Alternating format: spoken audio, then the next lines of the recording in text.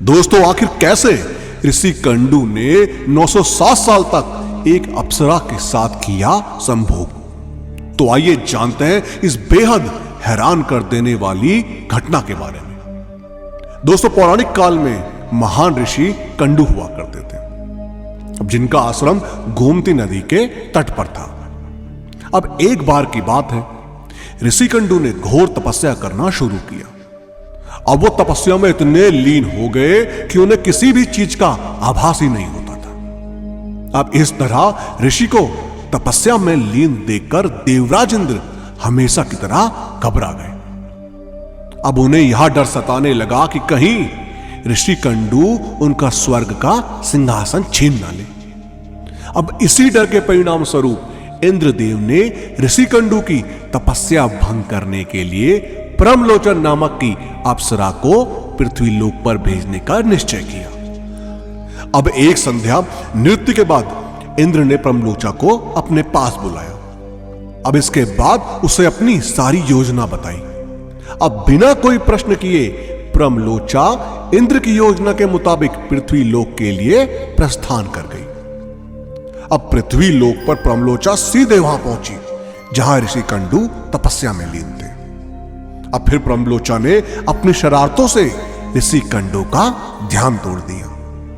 अब उसके बाद जैसे ही ऋषि की नजर प्रमलोचा पर पड़ी तो वे उसके रूप और सौंदर्य को देखकर उस पर मोहित हो गए और उसे अपने साथ लेकर मंदरांचल पर्वत की गुफाओं में चले गए।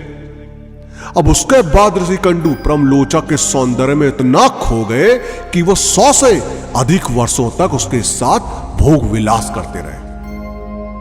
अब 100 वर्ष बाद एक दिन अप्सरा प्रमलोचा ने ऋषि कंडू से कहा कि हे ऋषि, अब मैं स्वर्ग लोक वापस जाना चाहती हूं, इसलिए आप मुझे खुशी खुशी विदा कीजिए।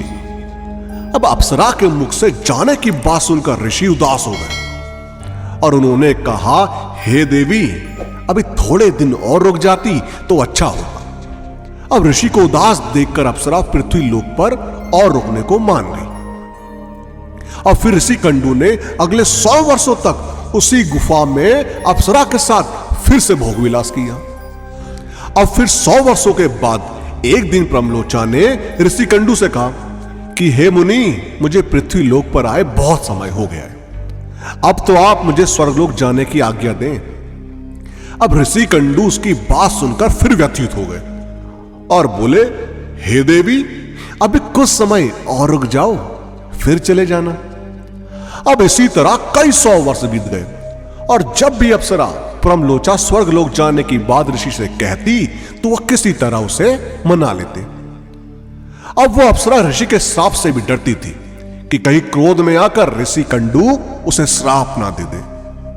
अब उधर महर्षि के काम वासना में लिप्त होने से अप्सरा के प्रति उनका प्रेम नित्य ही बढ़ता ही जा रहा था।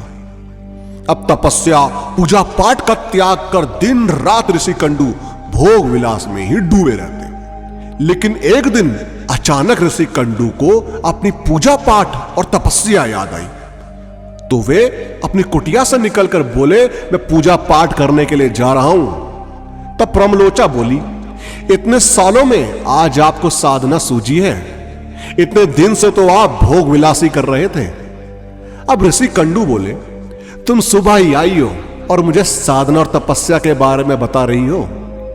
तब प्रमलोचा ने इंद्र के बारे में सब सच बताया और कहा कि मुझे यहां आए हुए पूरे 907 साल हो चुके हैं। यह सुनकर ऋषि कंडू कहने लगे, धिक्कार है मुझे अपने आप पर, मेरी सारी साधना और तपस्या भंग हो गई। एक स्त्री ने मेरी बुद्धि को भ्रष्ट कर दिया। बाद में ऋषि कंडू को अपनी स्थिति का भान हुआ और उन्होंने अप्सरा का त्याग कर फिर से तपस्या करना आरंभ कर दिया। दोस्तों, आपका इस बारे में क्या कहना है हमें कमेंट के माध्यम से जरूर बताएं और इस वीडियो का पार्ट 2 चाहिए हो तो कमेंट्स में पार्ट 2 जरूर लिखें और वीडियो पसंद आई हो तो लाइक और शेयर करना मत भूलिएगा। हम आपको मिलते हैं अगली वीडियो।